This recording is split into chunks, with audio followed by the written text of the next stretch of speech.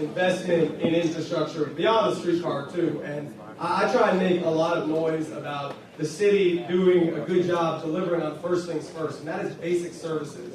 And I don't know how many people in here drive a car with any regularity. If you drive a car, what's the status of our streets right now?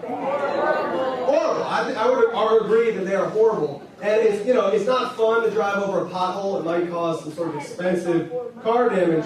But beyond that, businesses don't want to open up in a neighborhood where something as basic as the streets are in disrepair. So I think the city's focus, whether you're for the streetcar or against the streetcar, we have to make sure that our neighborhoods, our streets that we drive on every day, look like places where we would want to live, where we want to start a business, where we would want to invest. So I think back to the basics.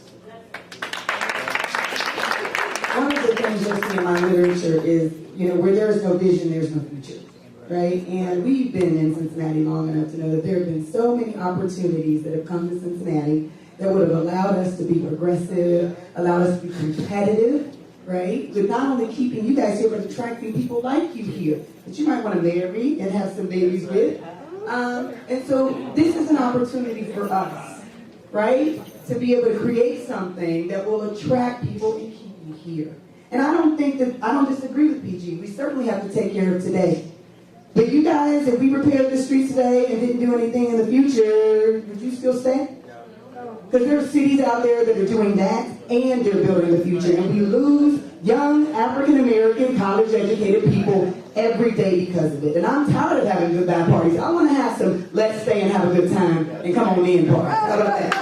So to me, we have to have someone who's thinking about the future, right? We have to have vision, because if we don't lay the foundation right now, we won't have anything in 10 years. And I see streetcar as a foundation for rail throughout our city, throughout our region, that will bring people here, keep them here, businesses, jobs, Charlie Laverne, that will keep you here. And so I'm all about making sure we have a place where I want to stay, because I don't want to leave. I want to be able to raise my children when I have them here, and I want you to stay too. So that's why I support streetcar. Good evening, folks. My name is Jason Rivera. I was late. I was working up in Westchester, so I apologize for that. And then I took a nasty turn, almost hit a light pole there, but the car still works. So anyway, hope that gives me extra points.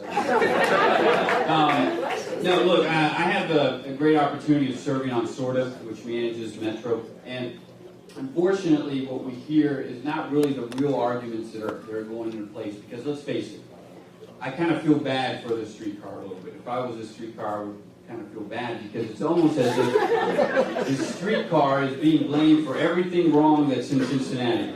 And let's be honest, regardless of a streetcar or not, we would have a budget deficit right now.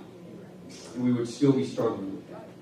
So the real question is, why isn't it framed in the right way? Why do we have opposition? And the reason is because we've had a systemic problem all the way along, is that the people were never invited in the conversation to begin with. That's the problem right there. It's not about the streetcar. It's about that people were not invited to talk about it. Because let me tell you something, when you invite the community to talk and get their input, perhaps it might not be in downtown, perhaps it might be in Bond Hill, or maybe it will stay in downtown. But we never sold it. And so continuing going forward, when we have a city council that does things in a very top-down thing, we're going to do these large infrastructure public projects and never invite the community to be a part of that, that's where we fail. And so you need to make sure that you elect people that listen to you, that let you be a part of the conversation, because these things are going to pass you right on by and you're not going to be a part of it. Thank you. I want to go to the death party. No, seriously, the streetcar is not about a trolley that goes from place to place. It's about